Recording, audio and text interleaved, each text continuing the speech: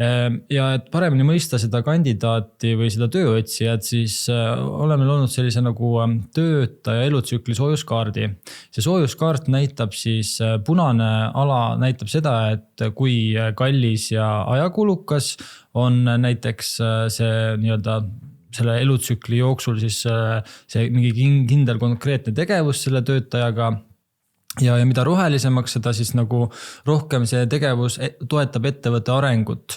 Ehk siis kui ettevõtte arengut toetab, siis pigem nagu ei saa öelda, et ta on odav, aga ta on nagu toetav aspekt või siis olukord selles töötaja elutsüklis. Nüüd, kui vaadata sisuturundust laiemalt, siis mida sisuturundus teeb? Sisuturundus aitab siis ühe kõige kallima aspektiga elutsükli jooksul ja see on töökoha kaalumine ja tegelikult ka kandideerimise otsus. Ehk siis, et need on väga kallid, kaks sellist kallist nii-öelda siis sektorit, mis ühel töötajal elutsüklis on ja mille siis, ma ei tea, siis odavamaks muutmiseks või siis mille nagu valu leevendamiseks oleks vaja toota sisu ja tegeleda tööandja brändinguga.